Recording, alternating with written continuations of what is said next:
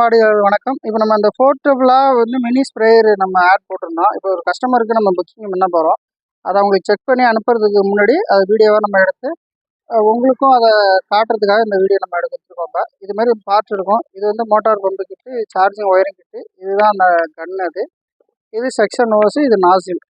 இப்போ வந்து நார்மலாக இதுமாதிரி பாக்ஸ்லேருந்து பிரித்து எடுத்துகிட்டு சார்ஜிங் போடுறது வந்து அந்த இடத்துல ஒரு பின் இருக்கும். செல்லோட சார்ஜர் தான், செல்லில் சீட்டை போடுறீங்களா அந்த சார்ஜர் போட்டிங்கன்னா அந்தமாரி ரெட் கலரில் எரியும், லைட் எரியும். ஏறும்போது ரெட்டு, க்ரீனோ அல்லது ப்ளூ கலர் மாறிடும் ஃபுல்லாக ஆனிச்சுன்னா. இதை எடுத்துகிட்டு இப்போ இதில் வந்து 2 சைடு இருக்கும். இந்த பட்டன் சைடு இந்த நாசியில் மாட்டணும். இந்த லேண்ட்ஸை மாட்டிட்டு இதுக்கு மேலே இந்த நாசில் இருக்கும். இந்த நாசில் இதில் மாட்டணும். இதை டைட் பண்ணிவிட்டு அதுக்கப்புறம் இது எக்ஸ்டென்ஷன் டைப்பு. இந்த நெட்டை யூஸ் பண்ணிவிட்டு உங்களுக்கு எவ்வளோ தேவையோ நீட்டி மாற்றிக்கலாம். அது இதையும் டைட் பண்ணிவிட்டு இந்த அடிப்பக்கத்தில் இந்த ஓஸ் அப்படி மாட்டணும். அவ்வளோதான், இது முடிஞ்சிச்சு.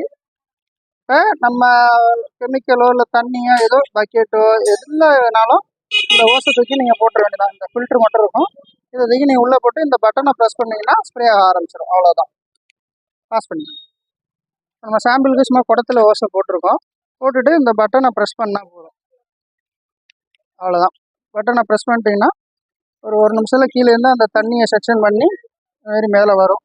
வந்து ஸ்ப்ரே ஆரம்பிச்சிடும் ஆட்டோமேட்டிக்காக. அவ்வளோதான், தெரியுதுங்களா ஸ்ப்ரே ஆகிறது? இதில் ரொம்ப மைல்டாக திருநீங்கன்னா லாங் இப்படி போகிறது ஊசி மாதிரி போகும், தெரியுதுங்களா?